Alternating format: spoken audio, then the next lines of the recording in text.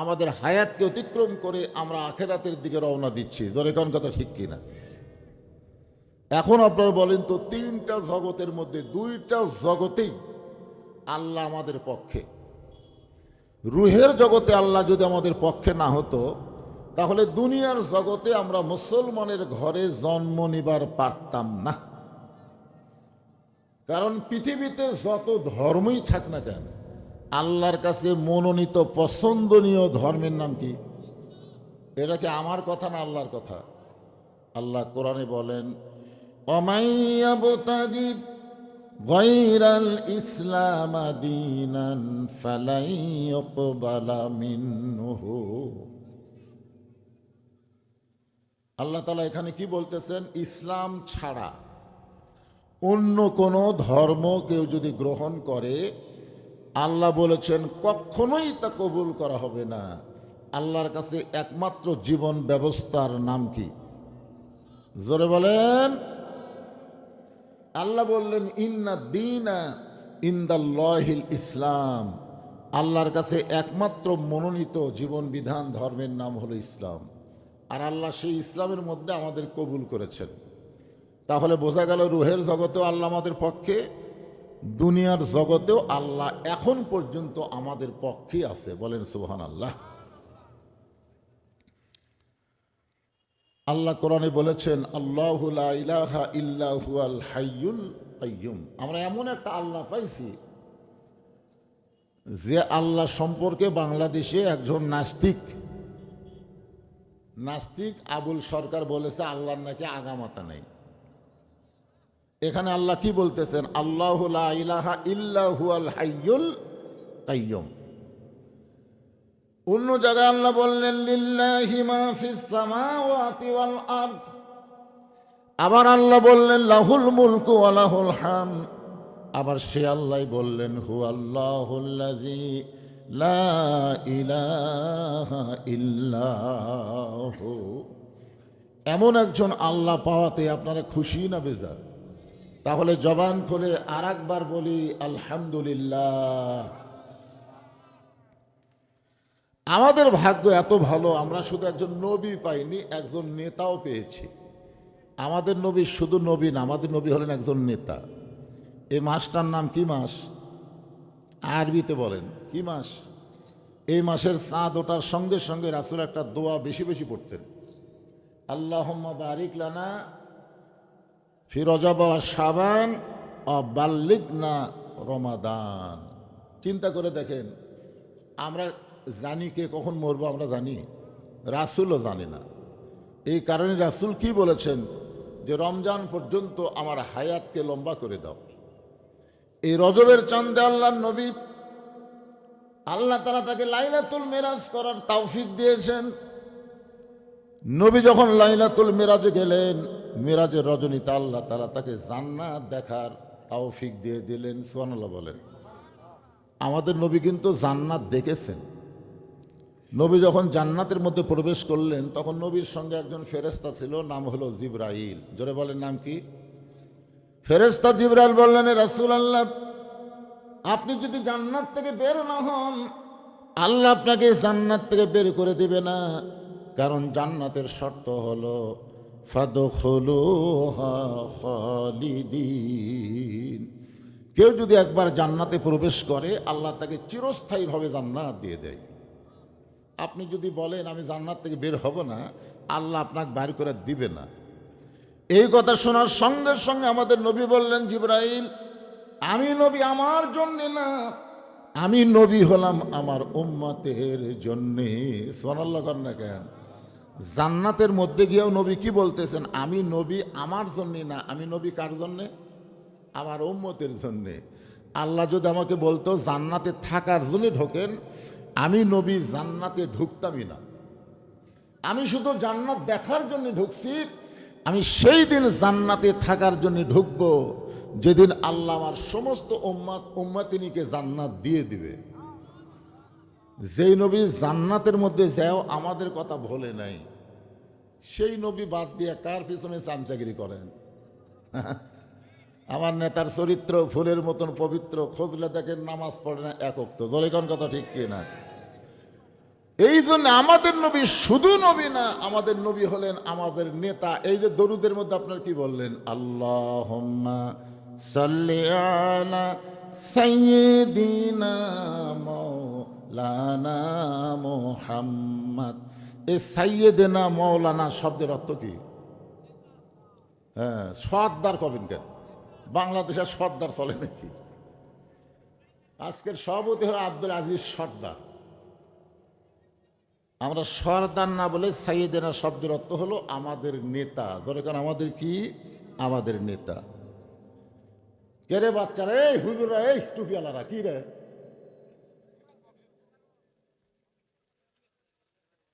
তোদের গল্প কেন?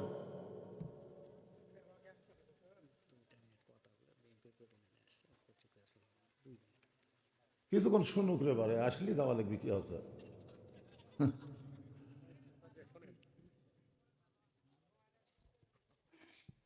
এই যে মাদ্রাসার বাচ্চারা, বুঝলেন, এরা এমন হুজুর। আমার তো একটা মাদ্রাসা আছে, একটা না দুটো আছে, একটা মহিলা মাদ্রাসা, একটা ছেলে মাদ্রাসা। তো আমার মাদ্রাসার মক্তবের এক ছাত্রকে আমি বললাম, বাবা আমার টুপিটা খুব ময়লা হচ্ছে, তো টুপিটা একটু ধুয়ে দাও। তখন ওই ছেলে আমাকে বলতেছে, হুজুর, হুজুরের হুকুম ছাড়া ধোয়া যাবে না। আমাকে বলতেছে হুজুরের হুকুম ছাড়া ধোয়া যাবে না। তা আমি করলাম, তোর হুজুর আবার কে রে? আমি হলাম সবচাইতে বড় হুজুর, কারণ দুটা মাদ্রাসা আমি পরিচালনা করি, তাহলে আমি বড় হুজুর না? ও বলতেছে আমার হুজুরের হুকুম ছাড়া ধোয়া যাবে না। তার মানে অরে যে হুজুর পড়ায় সে হুজুর ছাড়া অন্য কাউকে হুজুরই মনে করে না। আমি যে একটা বক্তা মানুষ ওয়াজ করতেছি, আর আমাকে হুজুর গুনতেছেন। এই মাদ্রাসার হুজুর কে আছে, এই সব কটা লিয়ে যান, তো লিয়ে যান, লিয়ে যান। কেউ আজ শুনবা? তাহলে কোনো গল্প চলবে না।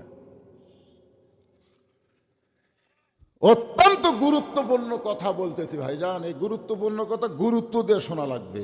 আজকে বুঝতে পারতেছে না, সেই দিন ঠিকই বুঝবেন। আছেন আমার মুক্তার, আছেন আমার ব্যারিস্টার, শেষ বিচারের হাইকোর্টেতে কোন বিচার? ধরে কোন বিচার? বাংলাদেশে আমরা বহু বিচার দেখছি, জজ কোর্ট, হাইকোর্ট, সুপ্রিম কোর্ট, বহু বিচার দেখছি। বিচারকের বিচার অনেকেরই পছন্দ হয় না। হাসিনার সময় যেগুলো বিচার হয়েছে, ভালো মানুষগুলা জেলখানায়, খারাপ মানুষগুলা জামিন পায়। ধরে কথা ঠিক কিনা? আবার এই ইউনূস সরকারের সময় যেগুলো বিচার হচ্ছে, আওয়ামী লীগের একটাও খুশি হচ্ছে না। তার মানে দুনিয়ার বিচার কারো পক্ষে যায়, কারো বিপক্ষে যায়। এগুলো বিচার শেষ বিচার না, আসল বিচার হবে আল্লাহর কাছে। ধরে কথা ঠিক কিনা? শেষ বিচারের হাইকোর্টেতে তিনি আমায় করবেন পার, আমি পাপী তিনি জামিনদার। আল্লাহ যখন হাকিম হইয়া আমাদেরকে আসামি বানায় বিচার শুরু করবেন, ওই সময় আমাদের নবী উকিল হয়ে, ব্যারিস্টার হয়ে আল্লাহর কাছে আমাদের জন্য ওকালতি করে আমাদেরকে সুপারিশ করে জান্নাতে পৌঁছায়া দিবে। এমন একজন নবীর উম্মত হওয়াতে আপনারা খুশি না বেজার? তাহলে জবান খুলে আর একবার বলি আলহামদুলিল্লাহ। এখন আসেন যে কোরআন থেকে আপনারা আলোচনা শুনবেন, এ কোরআনের মধ্যে কি কোনো সন্দেহ আছে? যেই কোরআন সম্পর্কে আল্লাহ বললেন, জালিকাল কিতাবু লা রাইবা ফীহি হুদাল লিল মুত্তাকিন। এখানে হুদাল্লিল মুত্তাকিন বলে আল্লাহ কি যে ক্যাপাসিটি করলেন। আল্লাহ যদি বলতেন হুদাল্লিন নাস, তাহলে পাইকারি হারে সবাই কোরআন থেকে হেদাত পেত। যারা বাড়ির মধ্যে আছে তারাও পেত, মেলার মধ্যে যারা ঘুরতেছে এরাও পেত, আপনারা যারা বসে আছেন আপনারাও পেতেন। কিন্তু না, আল্লাহ এখানে মুত্তাকি শব্দ উল্লেখ করে বলে দিলেন, এই কোরআন থেকে সবাই হেদাত পাবে না, মুত্তাকি বান্দা বান্দি যারা আল্লাহর কোরআন থেকে হেদাত পাবে তারা। সুবহানাল্লাহ কন্যা খান। এই রাতে এত ঠান্ডার মধ্যে যারা মেলার মধ্যে ঘুরতেছে এরা মুত্তাকি। যারা বাড়ির মধ্যে ল্যাপটপ গরম করতেছে এরা মুত্তাকি। রাস্তায় যারা ঘুরতেছে, হইচই করতেছে, এরা মুত্তাকি না। মুত্তাকির ব্যাখ্যা করতে গিয়ে মুত্তাকির বৈশিষ্ট্য সম্পর্কে 1 নম্বর বৈশিষ্ট্য আল্লাহ বললেন, আল্লাযীনা ইউমিনুনা বিল গায়ব। মুত্তাকিদের 1 নম্বর বৈশিষ্ট্য হলো অদৃশ্যের প্রতি বিশ্বাস স্থাপন করা লাগবে, না দেখা আল্লাহকে বিশ্বাস করা লাগবে। আপনারা বিশ্বাস করেন না? এই যে নামাজের মধ্যে যে আপনারা এরকম আত্মাহেতু পড়তে পড়তে এক সময় এরকম আঙ্গুল তোলেন না আপনারা এরকম, এটা কি? আপনারা তো কবার পারতেছেন 2-1 বাদ বাকি বলতেছেন না। তো আমার পাশে একজন মুসল্লি এরকম আঙ্গুল তুলছে, তো নামাজ শেষ করে বললাম, ভাই এটা কি? সবাই তোলে, আমিও তুলি। তো সবাই তোলে, তুমিও তোলো, এর অর্থ জানার না হুজুর আগে থেকেই করে আসতেছি, ওই ছোট্ট থেকে এরকম তোলা শিখছি। আসলে আমরা যখন বলি আশহাদু আল্লা ইলাহা ইল্লাল্লাহ, যে আল্লাহরে কোনোদিন দেখি নাই সে আল্লাহর সাক্ষী দেয়। ফেরেশতা বলে আল্লাহ তোমাকে কোনোদিন দেখলো না, যারা আঙ্গুল তোলে তোমার সাক্ষী দিল, এদের রেজাল্ট কি? আল্লাহ বলতেছেন এরা বিনা হিসাবে জান্নাতি। আপনি কি মনে করছেন যে আল্লাহরে কোনোদিন দেখলেন না, আঙ্গুল তুলে সে আল্লাহরে সাক্ষী দিলেন? এখনই আসরের নামাজ পড়ছে নামাজি, জমির ধান দেখবার গেছে, যায় দেখে ওপর জমির পানি চলমল করতেছে, নিচে ওর জমির পানি নেই। নামাজ পড়াই কিন্তু জমির ধান দেখবার গেছে। আঙ্গুল তুলে কি বলছে? এই আঙ্গুল কি উপর দিকে তুলিছে আর নিচের দিকে? আমার কথা দিয়ে খেয়াল করেন, কোন দিকে তুলিছে?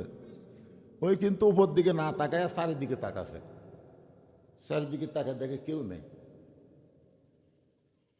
আস্তে করে বসে বিসমিল্লাহ কয়ে জমির আল কাটছে, বিসমিল্লাহ কয়ে, মনে করছে বিসমিল্লাহ করলে হালাল হবে।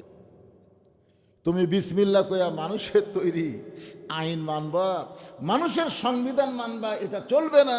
বিসমিল্লাহ বলার সঙ্গে সঙ্গে আল্লাহর কোরআনকে মানা লাগবে। জোরে কোন কথা ঠিক কি না? কারণ শুরু করতেছো কার নামে? অনেকে মনে করে বিসমিল্লাহ করলেই হবে।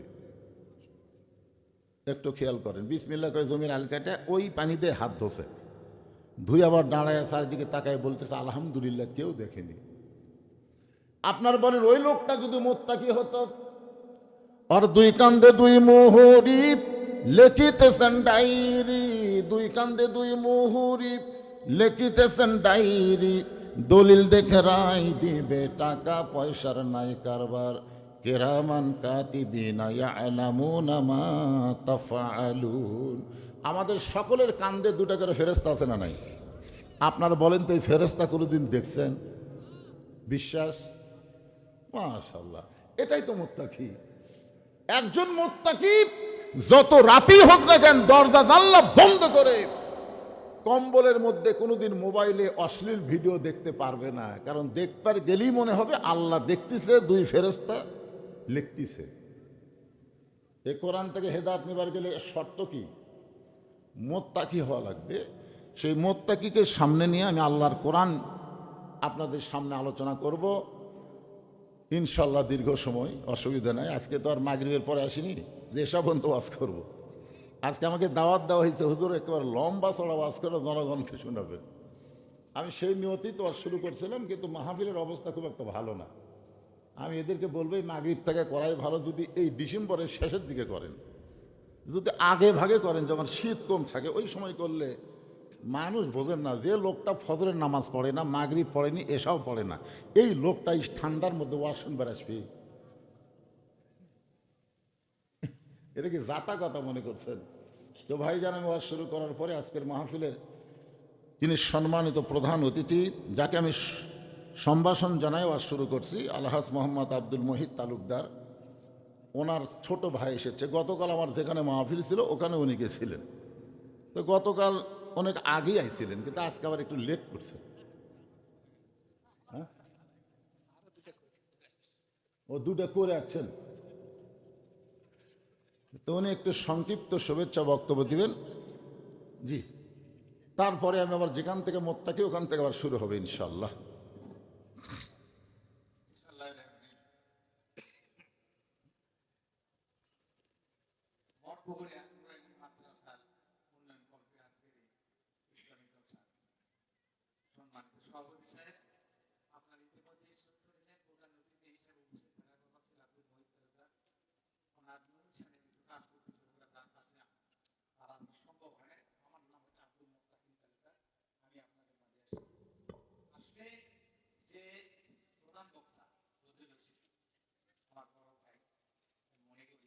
ওনারই সবসময় সত্য কথা বলতে আমি ওনার কথা শুনছি সবসময়, আমার খুব ভালো লাগে। যাই হোক, উনি আসছেন, ওনার সামনে আমি দুটা কথা বলবো, বেশি কথা বলবো না। আল্লাহ তাআলার কাছে আমরা শুকরিয়া আদায় করি যে আল্লাহ তাআলা এখন পর্যন্ত আমাদেরকে সুস্থ রেখে আনতে এত শীতের মধ্যে, হ্যাঁ, একটা ওয়াজে আসার সুযোগ করে দিল, আল্লাহ তাআলার কাছে শুকরিয়া আলহামদুলিল্লাহ। এবং নবীর উপর আমরা বিশ্বাস করি, ভাই সবাই বলি সাল্লাল্লাহু আলাইহি ওয়াসাল্লাম। আসলে আমি একটা কথাই বলি যে 18,000 বকুলাতের থেকে আল্লাহ তাআলা আমাদেরকে মানুষ হিসেবে তৈরি করেছে, তাই না? এই মানুষ হিসেবে শুধু মানুষ করে নাই, আমাদের মুসলমান হিসেবে তৈরি করছেন। এটা আল্লাহ তাআলার বিশেষ রহমত। আজকে যদি আমরা মুসলমান না হতে পারতাম, তাহলে এখানে আসা আমাদের কোনো সুযোগ ছিল না। আজ কি, এবং সবশেষ কথা যে শ্রেষ্ঠ বিরম্বর, মানে সব দিক দিয়ে কিন্তু আমরা শ্রেষ্ঠ, মানে আমাদের যে শ্রেষ্ঠ আর কেউ নেই, তাই না? আজকে যার যে আমার প্রধান বক্তার ওয়াজ আমি বিভিন্ন জায়গায় শুনেছি, আজকে আমার বিশ্বাস এখানে এত লোক না থাকলেও আল্লাহ তাআলা ফেরেশতা দিয়ে ফুল করে দিয়েছে। কারণ আমার বিশ্বাস এইটুকু আছে যে ইনার ওয়াজে এত কোনো লোক হয় না। দেখ, আমি উনি কথা বলবে, শুধু আপনাদের আমি একটা কথাই বলি, এই কথাগুলো আপনার শুনি কিন্তু বাস্তবায়ন করছি না, তাই না? আমরা সবই জানি, আমাদের প্রতিদিন শুক্রবারে ইমাম সাহেবের সুন্দর সুন্দর কথা বলে, এই কথাগুলো যদি আমরা বাস্তবে আমরা রূপ দেই, তাহলে কিন্তু আমরা দুনিয়ার শান্তি এবং আখিরাতের মুক্তি এটা পাবো। আমরা এখানে আসছি আখিরাতের মুক্তির জন্য, তাই না?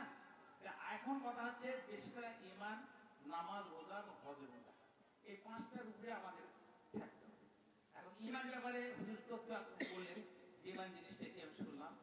এখন কথা হচ্ছে যে এই সামনে রোজা আসতেছে, না, এইটা অত্যন্ত গুরুত্বপূর্ণ। এটা কিন্তু আমরা রোজাটার বিষয়ে বেশি করে আপনারা বেশি খেয়াল করবেন, কেন রোজা এমন একটা জিনিস, একটা বাদ দিলে 60টা করতে হবে, এবং তার মধ্যে একটা বাদ দিলে আবার 60টা করতে হবে, মানে জীবনে করা সম্ভব নয়, তাই না?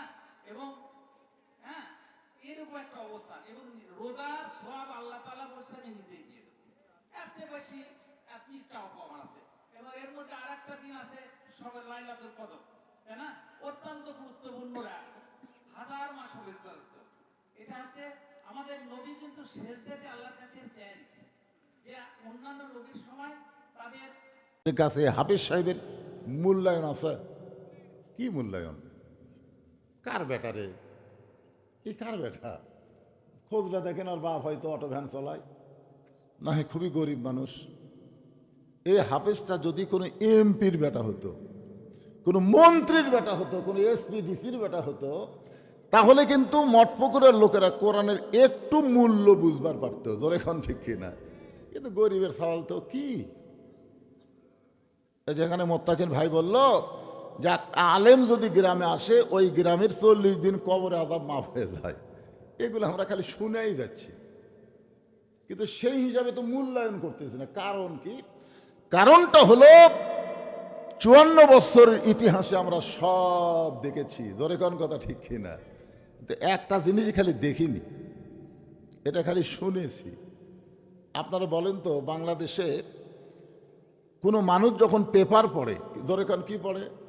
পেপার পড়ে, কি খালি পড়ে না বোঝার নিয়তে পড়ে? একটা লোক পেপার পড়তেছে, 1 ঘন্টা পেপার পড়ার পর আরেকজন বলল, ভাই পেপারের মধ্যে কি কি খবর আছে? কই পড়ছি ঠিকই ভাই, আমি জানি না রে, পড়ছি ঠিকই আমি জানি না। তো জনগণ কি বলবে? তাহলে তোর পড়ে লাভ কি হলো? একটা লোকে বিজ্ঞাপন পড়ছে, আপনাকে এই মঠ প্রক্রিয়ার বিজ্ঞাপন পড়লো, আপনি জিজ্ঞাসা করলেন, কে রে ভাই বিজ্ঞাপন তো পড়লা, বক্তা কে কে আছে? কই পড়ছি ঠিকই আমি জানি না। তখন আপনারা কি, ভাই মিয়া খালি পড়িস, তুই জানিস না কেন? তাহলে বাংলাদেশের প্রত্যেকটা পড়ার অর্থই হলো জানার নিয়ত, জোরে কোন কথা ঠিক কিনা? কিন্তু শুধুমাত্র আল্লাহর কোরআন মানুষ পড়ে জানার নিয়তে না, সোয়াবের নিয়তে। কিসের নিয়তে? প্রতি অক্ষরে 10টা করে নেকি, প্রতি অক্ষরে 10টা করে নেকি। মাশাআল্লাহ, প্রতি অক্ষরে কয় নেকি? 10টা করে নেকি।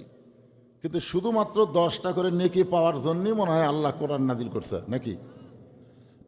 যেই কোরআন সম্পর্কে আল্লাহ বললেন, অনুনাজ্জিলু মিনাল কুরআনি মা হুয়া শিফাউ ওয়া রাহমাতুল লিল মুমিনিন। আল্লাহু আকবার। আসলে কোরআনের প্রতি অক্ষরে 10টা করে নেকি আল্লাহ দিবে, দিবে না তা বলতেছে না, দিবে। কিন্তু এই 10টা নেকি কি? মনে করেন আপনাদের পার্শ্ববর্তী শিববাটি বাজারে একটা লোক 2 মণ আলু নিয়ে গেছে। কয় মণ আলু? তখন এক খরিদ্দার এসে বলতেছে, ভাই কতটুকু আলু আছে? কয় 2 মণ। কয় আমারও তো 2 মণই লাগবে। তখন আলুওয়ালা বলতেছে, আলহামদুলিল্লাহ, তাহলে আর 1 কেজি 2 কেজি করে বেচার দরকার নেই, ধরো তুমি নিয়ে নাও। তো খরিদ্দার বলতেছে, না ভাই ওজন করে দাও। আলুওয়ালা বলতেছে, আমার বাড়ির আলু কম হবে না। তারপরে বলতেছে, ওজন করে দিতে তোমার অসুবিধা কি? আলু ওজন করে দেখা গেল 2 মণ 2 সের। 2 মণ কয় সের? তো খরিদ্দার বলতেছে, ভাই তুমি না করলে 2 মণ, 2 সের যে বেশি হলো। আলুওয়ালা বলতেছে, 2 মণ যদি নাও এই 2 সেরের দাম দেওয়া লাগবে না, এটা তোমাকে ফ্রি দিয়ে দিলাম, প্রতি অক্ষরে 10 টাকা করে নেকি ফ্রি। তখন ওই 2 কেজি আলু ব্যাগের মধ্যে তুলে বলতেছে, আজকের দিনে আমার 2 সেরই যথেষ্ট, 2 মণের দরকার নেই। আপনারা বলেন তো আলুওয়ালা আলু দিবি? আলু 2 সের নিবার গেলে 2 মণ লওয়া লাগবে। আজকে বাংলাদেশ আমরা শুধু কোরআনের প্রতি অক্ষরে 10 টাকা করে নেকি চাই, কিন্তু কোরআন যে আমাদেরকে মানার জন্য, কোরআনকে গ্রহণ করার জন্য আল্লাহ দিয়েছে, এদিকে আমাদের খেয়াল নাই। আল্লাহর কোরআনকে বাস্তব জীবনে আমল করার দরকার, ঠিক কিনা বলেন? হ্যাঁ,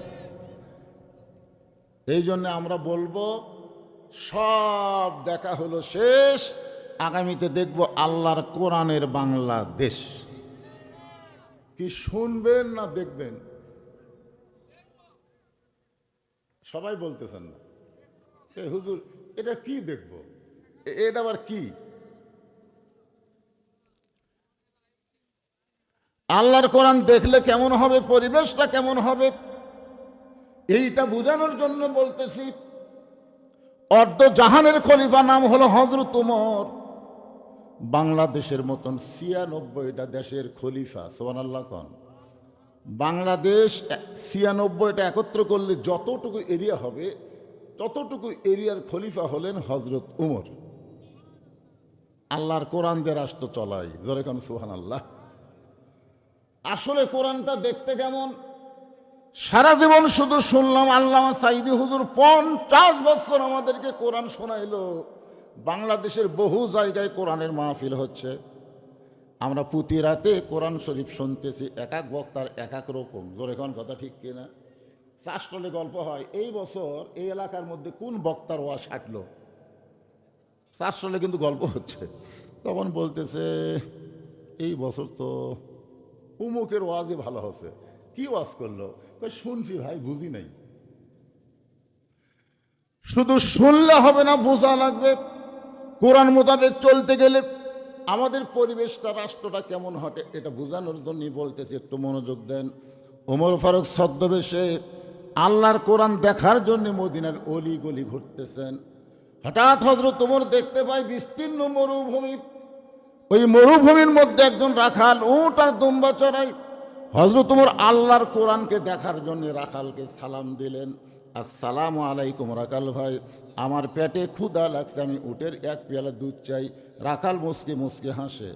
ওমর ফারুক বললেন, রাখাল আমি তোমাকে সালাম দিলাম, উটের 1 পেয়ালা দুধ চাইলাম, তুমি সালামের উত্তরও দাও না, উটের দুধ দিবা কেন সেটাও বলো না, তুমি মুসকি মুসকি হাসার কারণ কি?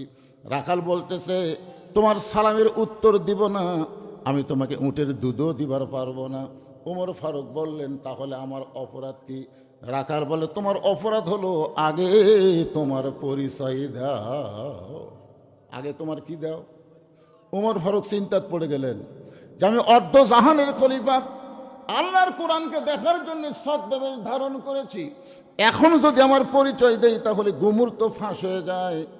আমি ওমর এটা কেমনে পরিচয় দিব? এমন সময় আল্লাহর কোরআন ওমরের সামনে এসে বলতেছে, ওমর, রাখাল যখন তোমার পরিচয় চাইছে, তুমি আসল পরিচয় দাও। তোমার আসল পরিচয় তুমি ওমর না, তোমার আসল পরিচয় তুমি মাওলানা না, তোমার আসল পরিচয় তুমি এমপি নও, তোমার আসল পরিচয় হলো মিল্লাতা আবিকুম ইব্রাহিম হুয়া সাম্মাকুমুল মুসলিমিন। আল্লাহু আকবার। এই ঠেঙ্গা ঠেঙ্গা এই সামনে যাওয়ার সাথে সাথে আপনারা আনমনা হয়ে গেছেন। আমি কিন্তু এই মুহূর্তে একটা গুরুত্বপূর্ণ কথা বলেছি, আমার আসল পরিচয় আমি বদরুল রশিদ এটা না, আমার আসল পরিচয় আমি একজন বক্তা এটাও না, আমার আসল পরিচয় হলো আমার জাতির পিতা হযরত ইব্রাহিম আমার নাম রেখেছে মুসলমান। তাহলে আমরা যারা এখানে বসে আছি আমাদের পরিচয় কি? যারা বলবেন না তারা মুনাফিক হয়ে যাবেন। জবান খুলে বলা লাগবে আমাদের পরিচয় কি? আরো জোরে জোরসে বলুন। আল্লাহ কোরআনে বলেছেন মুসলমান শুধু দাবি করার বিষয় না, মুসলমান মিছিল করার বিষয় না। ওয়ালা তামুতুন্না ইল্লা ওয়া আনতুম মুসলিমুন। মুসলমান না হয়ে তোমরা কেউ মরো না। তাহলে আমরা যারা মুসলমান মুসলমান বলে পরিচয় দিলাম, আমাদের মরা লাগবে কি হয়ে? কথা কয় না। বর্তমান বাংলাদেশে যেই পরিবেশ চলতেছে, এই পরিবেশে আমরা মুনাফিক হয়ে মরতে পারবো, কিন্তু মুসলমান হয়ে মরতে পারবো না। মুসলমান হয়ে মরতে গেলে আল্লাহর কোরআনের সমাজ লাগবে। জোরে কোন কথা ঠিক? একটু মনোযোগ দিয়ে শুনবেন।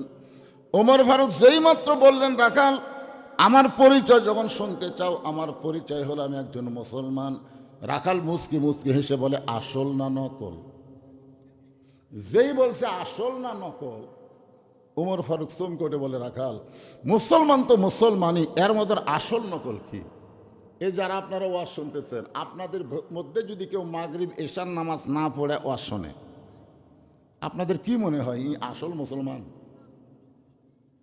লা সালাত লা দীন, যার নামাজ নাই তার কোনো ধর্মই নেই। লা সালাত লা ঈমান, যার নামাজ নাই তার কোনো ঈমান নাই। বাইনাল আবদি ওয়াল কুফরি তরকুস সালাত, বান্দা আর কাফেরের মধ্যে পৃথক করার জিনিসটার নামই হলো নামাজ। যারা নামাজ আদায় করলো তারা হলো আল্লাহর বান্দা, আর যারা নামাজ পড়ে নাই এরা হলো কাফের। আমি যেই বলবো বেনামাজি, আপনারা বলবেন কাফের। এ কথা কিন্তু আমার না, কথা হলো রাসূলের। তা আপনারা নবীর কথার সাথে একমত না দ্বিমত? যেই বলবো বেনামাজি, যারা নামাজ পড়েন নাই তারাও বলেন, অসুবিধা নেই। আপনি মাগরিব এশা পড়েননি, ফজর থেকে যদি শুরু করেন নিয়ত করেন আল্লাহ আজকে নামাজের ওয়াজ শোনার পরে ফজর থেকে আমি আর নামাজ ছাড়বো না। আল্লাহ বলে যত নামাজ না পড়ার পাপ আছে নিয়ত করার সাথে সাথে আমি সব মাফ করে দিলাম। আল্লাহ পারে কি পারে না? হকুল্লাহ আর হকুল ইবাদ, বুঝলেন? হকুল্লাহ আল্লাহর হক যদি আমরা কম বেশি করি, আল্লাহর কাছে তওবা করলে আল্লাহ মাফ করে দেয়। কিন্তু হকুল ইবাদ যেটা বান্দার হক, যেরকম আমাকে একজন প্রশ্ন করছে, হুজুর কোনো ব্যক্তি যদি সুদ খায়া বুড়া বয়সে আল্লাহর কাছে তওবা করে, আল্লাহ কি তার তওবা কবুল করবি? মানে সারা জীবন সুদ খাচ্ছে, বুড়া বয়সে তখন আল্লাহর কাছে কাঁদতেছে, আল্লাহ আমি তো বহু সুদ খাচ্ছি, আল্লাহ আমি আর জীবনে সুদ খাবো না, আমি তওবা করতেছি, আল্লাহ কি তাকে মাফ করবে? আমি বললাম আল্লাহ মাফ করবে না, কিন্তু যারা সুদ দেয় তারা যদি তওবা করে আল্লাহ মাফ করবে। কিন্তু যে বেটা সুদ খাচ্ছে ওই যতই তওবা করুক আল্লাহ মাফ করবে না, যতক্ষণ পর্যন্ত তাদের কাছ থেকে সুদের টাকা লিছে তাদেরকে ফেরত না দিবে। ওদের তওবা হলো সুদের টাকা ফেরত দেওয়া। সুদের টাকা কি করা? কথা কয় না কেন? সারা জীবন ঘুষ খাচ্ছে, ওই লোকটা তওবা করতেছে, আল্লাহ আমি আর জীবনে ঘুষ খাবো না, মাফ করে দাও। আল্লাহ বলবে মাফ করা যাবে না, যাদের কাছ থেকে ঘুষ নিছিস ওদের আগে ফেরত দে। কারণ এটা হলো হকুল ইবাদ, এটা হলো বান্দার হক। আর নামাজ না পড়া হলো আল্লাহর হক। কেউ যদি নামাজ না পড়ে থাকে, আজকে যদি নিয়ত করে ফজর থেকে নামাজ ছাড়বো না, আল্লাহ সাথে সাথে মাফ করে দিবে। এই জন্য আপনারা সবাই একটু গলা খাঁকারে দেন। যেই বলবো বেনামাজি আপনার বলবেন কাফের, বেনামাজি। আচ্ছা, এত ওয়াজ করার পরও কাফের শব্দ কেন মুখে আসতেছে না? এই দেখেন, যারা বলবি না মনে করবেন এরাই বেনামাজি। শোনেন, এটা তো মাগরিব আর ইশার কথা বললাম। আল্লাহ রাসূল বলেছেন মান তারাকা সালাতু মুতাম্মিদান ফাকাত কাফারা। এক ওয়াক্ত যারা নামাজ বাদ দিল এরা আল্লাহর সঙ্গেই কুফরি করলো। এটা কি আমার কথা? যে তাহলে আপনারা নবীর কথার সাথে আল্লাহর কথার সাথে একমত হচ্ছেন না কেন? বেনামাজি, এলা মেনা শব্দ দিলে নামাজি হবে? বেনামাজি। আরো জোরসে বলুন। ওমর ফারুক বলে রাখাল মুসলমান তো মুসলমান, এর মধ্যে আসল নকল কি? রাখাল বলতেছে আসল মুসলমান যারা হবে তারা চাওয়ার ব্যাপারে সতর্ক থাকবে। আসল মুসলমান দরকার হলে ফাঁসির মঞ্চে যাবে, কিন্তু রাষ্ট্রপতির কাছে বাঁচার দরখাস্ত লিখবে না। এরকম কিছু আসল মুসলমান আমাদের বাংলাদেশেই কিন্তু আমরা দেখছি। জোরে কার কথা ঠিক কিনা? উকিল কিন্তু বলতেছে, স্যার আপনি একটা দলের প্রধান, আপনি যদি রাষ্ট্রপতির কাছে বাঁচার দরখাস্ত লেখেন, রাষ্ট্রপতি যদি আপনাকে মাফ করে দেয়, আপনার কিন্তু ফাঁসি হচ্ছে না। আসামি মুচকি মুচকি হাসতেছে। উকিল বলেন, তো হাসির কথা বললাম না। আসামি বলতেছে, পাগল, তুই যে রাষ্ট্রপতির কাছে আমাকে দরখাস্ত লিখতে বলতেছি, বাংলাদেশ স্বাধীন হওয়ার পরে আমি 3 জন রাষ্ট্রপতিকে ক্ষমতার থাকা অবস্থায় মরা দেখছি। কয়টা?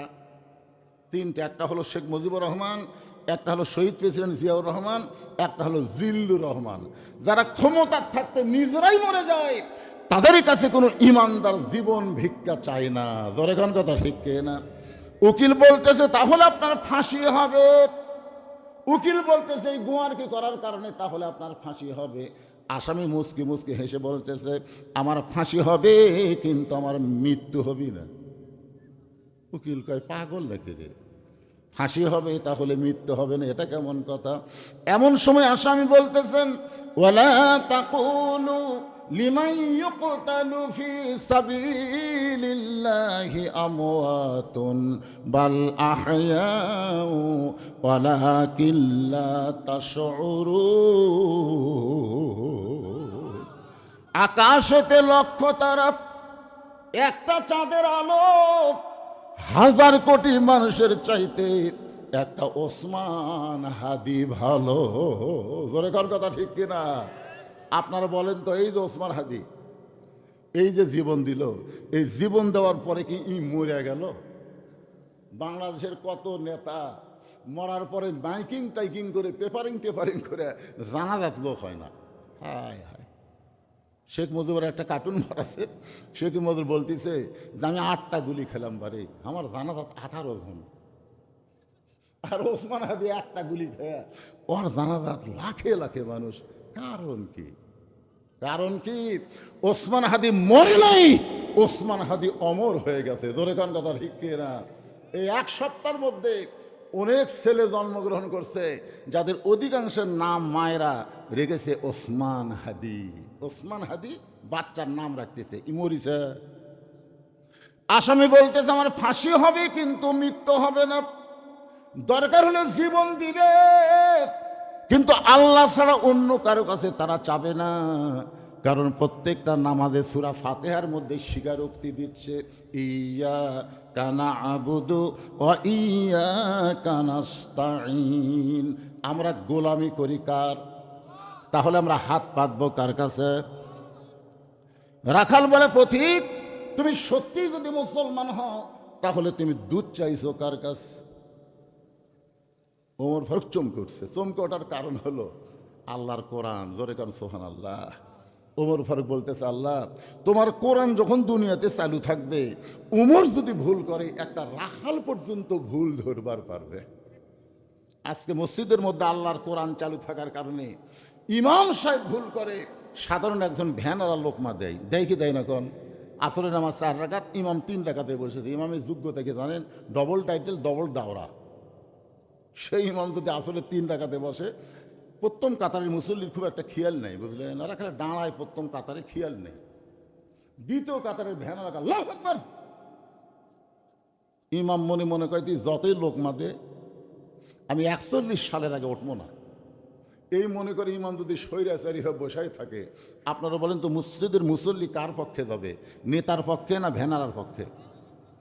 কারণ মসজিদ হলো আল্লাহর ঘর। ধরে বলেন, মসজিদ কার ঘর? এখানে কোনো মানুষের আইন চলবে না।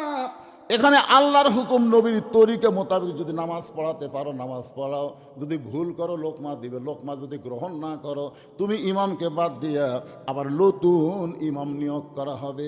স্বৈরাচারী কোনো ইমাম মসজিদে চলবি। কিন্তু সমাজে কেন? কারণ সমাজ আল্লাহর না, মসজিদ আল্লাহ। আপনি আওয়ামী লীগ জিজ্ঞাসা করেন মসজিদ কার, উনি এক বাক্যে বলে দিবে আল্লাহ। বিএনপি জিজ্ঞাসা করেন মসজিদ কার, এক বাক্যে বলবে আল্লাহ। জামাতে ইসলাম, তাবলিগ, পীর মুরিদি সবাই বলবে মসজিদ আল্লাহর। যদি বলা হয় এই যে পুকুর কার, তখন আর আল্লাহর কথা কবি না, চিন্তা করি জানি না বারে এটা কার রে। অথচ আমরা সবাই জানি, সবাই কিন্তু জানি পরের জায়গা পরের জমি। সবাই বলেন পরের জায়গা পরের জমি, ঘর বানায় আমি রই, আমি কিন্তু জমির মালিক নই। জমিদারের ইচ্ছা মতন দেই না জমিন চাষ, তাই তো ফসল ফলে না রে, দুঃখ 12 মাস। এই জমিদারকে আরো জোরে, জমিদারের ইচ্ছা মতন, জমিদারের আইন মতন, জমিদারের কোরআন মতন যদি জমিন চাষ না করা হয়, তাহলে মুসলমানের দুঃখ কোনোদিন ফুরাবে না, মুসলমান শান্তি খুঁজে পাবে না। জোরে কোন কথা ঠিক কি না? ওমর ফারুক বলতেছে, রাখাল আসলে চাওয়ার ব্যাপারে আমি ভুল করছি। রাখাল মুসকি মুসকি হেসে বলতেছে, ভুলটা যখন স্বীকার করছো, আল্লাহ তোমাকে তৌবা করার সুযোগ দিছে। ইবলিস শয়তান কিন্তু ভুল স্বীকার করেনি, যার কারণে আল্লাহ তৌবার সুযোগ দেয়নি। আর আদম আলাইহিস সালাম কিন্তু ভুল স্বীকার করছে, যার কারণে আল্লাহ আদমকে তৌবার সুযোগ দিছে। বাংলাদেশে যারা আওয়ামী লীগ করছে, আওয়ামী লীগ, আমার এক বড় ভাই তো আওয়ামী লীগ, কিন্তু হাসিনা পলানোর পরে ও আমার মাদ্রাসার মসজিদের মধ্যে ঢুকছে। তা আমি সিসি ক্যামেরাতে দেখবার পেলাম, কে রে আমার বড় ভাই মাদ্রাসার মসজিদে আস্তে আস্তে নামে সালাম দিলাম, বড় ভাই খবর কি? তৌবা পড়া, তৌবা পড়া। যে দলের মেম্বার থেকে প্রধানমন্ত্রী বলে যায়, ওই দলতের আমি নাই রে। মানে আমার বড় ভাই ভুল বুঝবার পারছে, এখন তৌবা করে দল পরিবর্তন করছে। তাহলে তৌবার সুযোগ আছে না নাই? ধরে করা আছে না নাই? ওমর ফারুক বললেন, রাখাল তাহলে আমি তৌবা করতেছি। রাখাল বলে, তুমি মূর্খ মানুষ, তুমি তৌবা কেমনে করবা? আমি তৌবা করাই, তুমি আমার সঙ্গে তৌবা পড়ো। উমর ফারুক বলে, রাখাল আমার মধ্যে মূর্খামির কি দেখলে?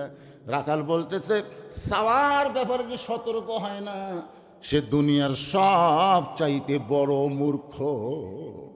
আমাদের বাংলাদেশে এরকম মূর্খ লোক আছে না নাই? আমার দয়াল বাবার দরবারেতে কেউ ফিরে না খালি হাতে। আপনার বলেন তো, এটা কি তাওহীদ না শিরক? এখানে কি বলা লাগবে? আমার দয়ার আল্লাহর দরবারেতে কেউ ফিরে না খালি হাতে। আল্লাহ আল্লাহ লা ইলাহা ইল্লাল্লাহু মুহাম্মাদুর রাসূলুল্লাহ। সকলে বলি সাল্লাল্লাহু আলাইহি ওয়াসাল্লাম। এবার ওমর ফারুক বলে, রাখাল ভাই আসলে আমি একজন মূর্খ, আমাকে তুমি তৌবা পড়াও। এবার রাখাল হযরত ওমরকে তৌবা পড়াচ্ছেন। যারা মাগরিব এশার নামাজ পড়েন নাই, যারা এশার নামাজ পড়েছেন, যেইভাবে নামাজ পড়া দরকার সেইভাবে পড়তে পারেন নাই, এই কারণে আমরা সবাই তৌবা করব। অসুবিধা আছে? আচ্ছা, সালাম ফিরানোর পরেই দেখবেন নামাজি বলতে আস্তাগফিরুল্লাহ আস্তাগফিরুল্লাহ। তাই আমি একজনকে বললাম, কে রে ভাই, তুমি সবচাইতে ভালো জায়গাত আছো, ভালো কাজ করলে নামাজ, তারপরে তুমি তৌবা করতেছো কারণ কি? বলে, হুজুর যেইভাবে নামাজ পড়া দরকার আমরা সেইভাবে পড়তে পারিনি, এ কারণেই তৌবা করতেছি। তাহলে নামাজ পড়লেও তৌবা, না পড়লে ডবল তৌবা। এই জন্য আমার সঙ্গে সকলে জবান খুলে বলেন, আস্তাগফিরুল্লাহ রব্বি মিন কুল্লি জামবি ওয়া তুবু ইলাইহি লা হাওলা। পড়েন ভাই, হতে পারে জীবনের শেষ। কি মনে করতেছেন? এখান থেকে একজন দাঁড়া বলেন তো, হুজুর আমার বাড়ি সবচাইতে কাছে, আমি বাড়ি যাবার পারবই। একটা লোক দাঁড়া বলেন তো। তাহলে আপনার বাড়ি এত কাছে, আর সেই বাড়ি যাওয়ার গ্যারান্টি যদি দিবার না পারেন, আজকের মাহফিল আমাদের জীবনের অনেকের শেষ মাহফিল হতে পারে। জোরে কোন কথা ঠিক কি না? এজন্য তৌবা পড়ার ব্যাপারে কোনো আপত্তি আছে? আল্লাহর নবী নিজেও তৌবা পড়ছে। সাহাবীরা বলে, হুজুর আপনার তো কোনো আগে পাশে পাপ নাই, তা আপনি তৌবা পড়েন। রাসূল বললেন, আত-তাইবু হাবিবুল্লাহ, তৌবাকারী হবে আল্লাহর দোস্ত। জোরে কোন সুবহানাল্লাহ। এই জন্য সবাই জবান খুলে বলেন, আস্তাগফিরুল্লাহ রব্বি মিন কুল্লি জামবি ওয়া তুবু ইলাইহি লা হাওলা ওয়ালা কুওয়াতা ইল্লা বিল্লাহিল আলিয়্যিল আযীম। ওমর ফারুক তওবা পড়ার পরে বলতেছে, ও রাখাল ভাই, আল্লাহর ওয়াস্তে উটের এক পেয়ালা দুধ দাও, আগে বলেছিল রাখাল ভাই উটের এক পেয়ালা দুধ দাও, এবার তওবা করার পরে উন্নতি হয়েছে। ও রাখাল ভাই আল্লাহর হস্তে উটের এক পেয়ালা দুধ দাও। রাখাল মুসকে মুসকে হাসে। ওমর ফারুক বলে রাখাল হাসার কারণ কি? বলে হাসার কারণ হলো তওবা করার পরে তুমি আবার মুনাফিকি করলে। যেই বলছে তওবা করার পরে মুনাফিকি করলে, ওমর ফারুকের চেহারা রক্তের মতন লাল হয়ে গেছে। কারণ মুনাফিক এমন একটা দল, যেই দলের লোকদেরকে আল্লাহ জাহান্নামের সবচাইতে নিচে থাকতে দিবে। মুনাফিকের জায়গা কুটি হবে কথা কেন? জাহান্নামের সবচাইতে নিচে। কাফেরেরা থাকবে জাহান্নামের উপরে, আর মুনাফিক থাকবে জাহান্নামের নিচে। কাফেরেরা যে পেশাব পায়খানা করবি, এটা মুনাফিক নিচে থেকে খাবি। সাহাবেরা বললেন হুজুর এই মুনাফিক বদমাইশ এরা কোন দল থেকে বাড়াবে? আল্লাহ রাসূল বললেন মুনাফিকের আবাদ হবে মুসলমানের ভিতরে। কাফেরের মধ্যে কোনো মুনাফিক নাই, ইহুদের মধ্যে কোনো মুনাফিক নাই, খ্রিস্টানদের মধ্যে কোনো মুনাফিক নাই, হিন্দুর মধ্যে কোনো মুনাফিক নাই। মুনাফিক হবে মুসলমানের ভিতরে। কি মনে করতেছেন? আমি এক মাহফিলে বলছি ভাই এখন মুসলমানের সাথে মুনাফিকই বেশি। এই কথা যেই বলছি সভাপতি সাহেব তো গরম, হুজুর মুসলমানের মধ্যে মুনাফিক বেশি, দলিল দেন। আমি কইলাম সভাপতি সাহেব জুমার দিনে আপনার মসজিদে মুসল্লি কত হয়? তো বলতেছে তাও 200 তো হবেই। আমি কইলাম ফজরের নামাজে কত হয়? তখন কয় ফজরের নামাজে কত হয় আমি তো জানি না। তার মানে ওই শালাও ফজর পড়ে না। তাই বললাম আপনাদের মসজিদের মুয়াজ্জিন একা আছে, মুয়াজ্জিন সাহেব এখানে আসেন তো। আচ্ছা ফজরের নামাজে মুসল্লি কত হয়? 4-5 জন হয় হুজুর। তাহলে জুমার নামাজে 200 হয়, ফজরে হয় 4-5 জন। মুসলমান হলো 5 জন, আর বাদ বাকি 195 হলো মুনাফিক। রাসূল বলেছেন ফজর এবং এশার নামাজ যারা জামাতে পড়বে না তারাই মুনাফিক হবে। জোরে তো কথা কন না কেন ভাইজান? তাহলে মুনাফিকের সংখ্যা কম না বেশি? যে রাখাল বলেছে তওবা করার পরে তুমি আবার মুনাফিকি করলা, সঙ্গে সঙ্গে ওমরের চেহারা রক্তের মতন লাল হয়ে গেছে। ওমর বলে রে রাখাল মুনাফিক বলার পিছনে কারণ কি? আমি যে মুনাফিক এটা কেমনে বললা? ওমর ফারুক রাখাল বলতেছেন লিমা তাকুলু মা লা তাফআলুন। তোমার কথার সাথে অন্তরের মিল নাই। তোমার কথার সাথে অন্তরের কি নাই? তোমার ফারুক বলে মিল নাই কেমনে? রাখাল বলতে তুমি সত্যি করে বলো তো আমি উটের মালিক। আমি যদি উটের মালিক হইতাম তুমি আমাকে রাখাল বললা কেন? আর যখনই তুমি আমাকে রাখাল বলছো তখন তোমার মন বলতেছে আমি উটের মালিক না। আর আল্লাহর হস্তে রাখালের কাছে চাইলেও রাখাল দিবার পারবে, যার প্রমাণ আমি নিজে বহুদিন আপনাদের বলছি। আপনার বাইকলা মাহফিল থেকে কেবল নামছি, ইতিমধ্যে এক লোক এসে হাতে চকচকে 100 টাকা দিয়ে কয় হুজুর দোয়া করেন। তো টাকা দেখে লোভ হলো, পকেটে থেকে বললাম কিসের দোয়া? বলে হ্যাঁ বইয়ের পেটে সন্তান আছে, আপনি দোয়া করবেন আল্লাহ যেন পুত্র দেয়। তখন আমি পকেট থেকে 200 টাকা বের করে দিলাম। বলে হুজুর আমি তো টাকা চাইনি, দোয়া চাইছি। আমি বললাম পাগলা তুই জানিস না আমি 3 মেয়ের বাপ, আমি নিজেই 3 মেয়ের বাপ রে। আমার দোয়া দিয়ে যদি পুত্র হতো তা আল্লাহ আমাকে একটা আগে দিত। তা আমার দোয়া দিয়ে যদি আমার বইয়ের পেটে পুত্র না হয় তোর বইয়ের পেটে হবে? তখন কয় হুজুর তাহলে আপনি টাকা আপনি নেন, আমারটা আমাকে দেন। পরে যে 100 টাকা দিয়েছি মারতেছে দৌড়ানো। কোথায় যাবি? বলে ওই হুজুরের কাছে যাবো যার বেটা ছাওয়াল আছে। আমি বললাম কোনো হুজুরের কাছে না, কোনো পীরের কাছে না, কোনো মাজারে না, পাবার যদি চাও মালিকের কাছে চাও। জোরে বলেন মালিককে, আরো জোরে। রাখাল বলে পথিক সত্যি যদি আল্লাহর হস্তে উটের এক পেয়ালা দুধ চাও তাহলে এখান থেকে মালিকের বাড়ি হলো 10 মাইল দূরে।